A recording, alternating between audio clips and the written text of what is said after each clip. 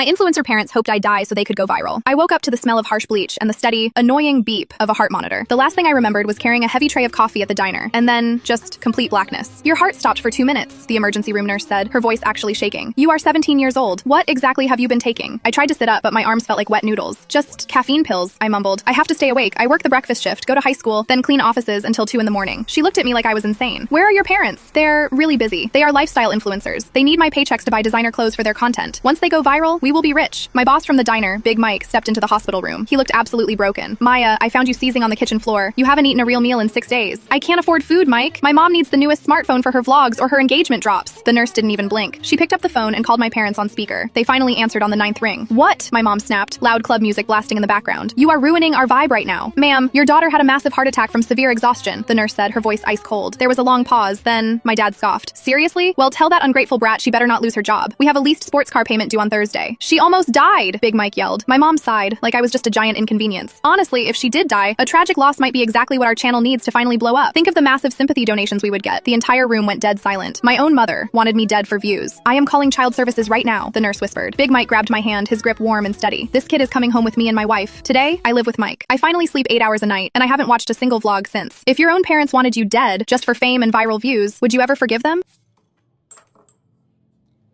The ghostwriter who tried to steal my husband. The ghostwriter we hired for my husband's memoir texts me, I am writing you out of the story. We belong together. I reply, okay, and take another slow sip of my coffee. My husband is a retired executive. I'm standing at the kitchen island staring out the window. My pulse is absolutely hammering, but my hand doesn't shake. I won't give her the satisfaction of a panic attack. When my husband walks into the kitchen, rubbing his tired eyes, I don't raise my voice. Your writer texted, I say, keeping it light. She claims you two are deeply in love and she's taking my place. He freezes. His face goes completely blank. What? He stammers. I only speak to her on Zoom, and it's strictly about the '98 corporate merger. Suddenly my phone rings. It's his literary agent. We have a massive problem, the agent whispers, sounding completely rattled. Your ghostwriter is at our office screaming at the editors, demanding they change the book's dedication to her name. You need to call the police right now. A chill creeps up my spine. My phone buzzes again. It's a text from her. A picture of our upstairs master bedroom. Before I can even process it, I hear footsteps on our hardwood stairs. We turn around. She's standing in our hallway wearing my favorite silk robe. Her mascara is completely smeared down her cheeks. Just let me explain, she begs, locking her wild eyes on my husband. Tell her how you poured your soul out to me. My husband backs away, horrified. I don't even know you. You do, she shrieks, stepping forward. I've been tracing your daily routines for a whole year before I applied for this job. You need a real partner, not some boring trophy wife. I don't argue. I don't yell. I just hit dial on 911. It took 3 police officers to drag her out of our foyer. 6 months later, the memoir hit the bestseller list. And no, she wasn't in the acknowledgments. If your husband's ghostwriter secretly obsessed over him for a year, snuck into your house wearing your robe, and tried to erase you from his life, would you forgive her or fear what she might do next?